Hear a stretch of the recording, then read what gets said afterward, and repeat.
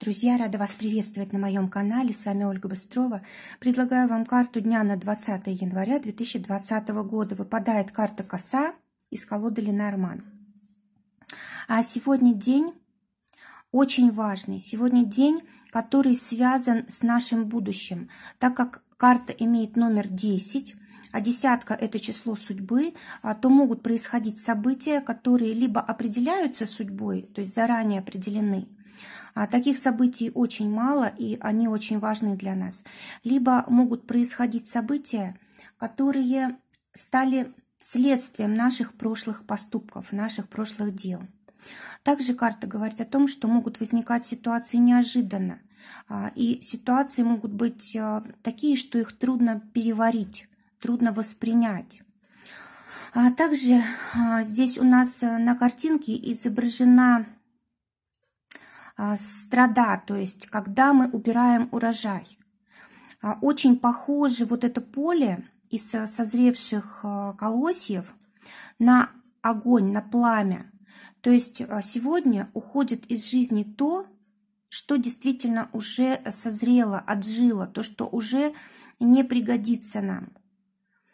Также карта говорит о том, что, может быть, нужно действительно самим сегодня подумать о том, что нам мешает и что, может быть, делает нашу жизнь там невыносимой, несчастной, или, в общем, то, что мешает нам дышать, скажем так. И вот лучше бы самим сегодня задуматься о том, что убрать из своей жизни, чем ждать, когда судьба это все как бы сама начнет забирать или выгонять из нашей жизни. Также карта говорит о том, что желательно сегодня принимать какие-то очень важные решения, не затягивая.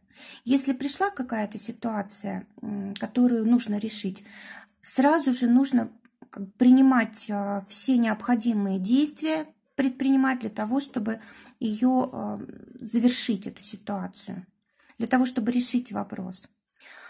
Также карта вот обозначается буквой G, а это значит, если вот перевести на наш язык, давать жизнь. То есть то, что уходит сегодня, оно не навсегда, то есть может быть в такой форме уходит, но в другой приходит. То есть здесь обязательно что-то новое появляется, потому что жизнь не терпит пустоты. Если одно исчезает, появляется обязательно другое.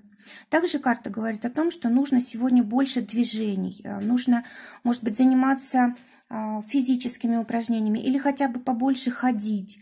Может быть, здесь нужно расширять свой горизонт, может быть, нужно больше связей, знакомств, лучше как-то узнавать себя, проявлять свои таланты, привлекать к себе внимание, делать какие-то запасы на будущее. Может быть, запасы здесь не только в качестве финансов, допустим, да, но, может быть, даже какие-то интеллектуальные.